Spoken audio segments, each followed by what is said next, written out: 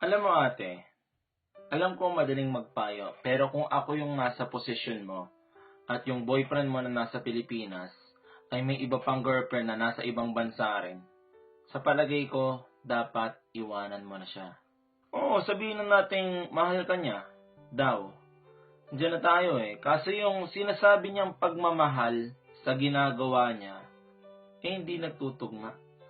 Sa totoo lang, hindi biro yung long distance relationship and magta 10 months na rin until na natuklasan mong may iba pa pala siyang girlfriend na nasa ibang bansa rin katulad mo. Ang swerte niya nga eh, kasi may nakilala siyang katulad mo, di ba? Ng ibang bansa, nagsasakripisyo, di ba? Gustong magkaroon ng direksyon yung buhay, tapos siya nagiintay lang. Kaso ano, sinayang niya. Naghanap pa siya ng iba, hindi siya nakontento. Kung hindi mo pa nalaman, edi hindi niya rin sasabihin sa'yo. Kasi ang totoo kung nagkamabutihan sila tapos nagkaroon kayo ng problema, meron siyang lakas ng loob na iwanan ka kasi meron siyang sasandalan kapag iniwan ka na niya.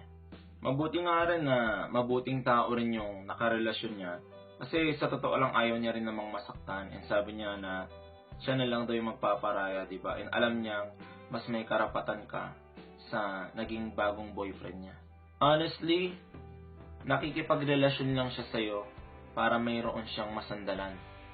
Actually, napaka-sigurista pa nga nitong tao na to kasi nakapagrelasyon siya ng dalawang taga-ibang bansa, pinaikot niyo yung damdamin niyo, yung puso niyo, para sa ganon, meron siya mapapakinabangan sa inyong dalawa, di ba? Mawala man yung isa, merong isang nakareserba. So, napakasigurista nitong tao na to.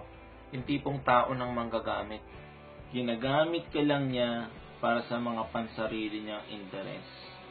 Tapos ngayon, so sorry siya. I love you. Hindi ko kayang mawala ka. Ikaw lang ang kailangan ko sa buhay ko. Mga ganyang kaartihan, akala mo totoo. Pero nung dumidiskarte siya sa iba, hindi niya iniisip yung nararamdaman mo. Alam mo ate, kung masasabi ko lang sa'yo, bumili ka ng plastic bag. Tapos hanapin mo yung pinakamalapit na garbage can. Tapos dun mo siya ilagay. Kasi dun siya nababagay. Huwag mo na isipin yun. Huwag mo na rin balikan. Huwag ka na rin lumingon. Hindi mo yun kailangan. Okay? Walang nawala sa'yo. Pero sa kanya, marami. Dahil hindi na siya makakakita pa ng katulad mo na mapagmahal.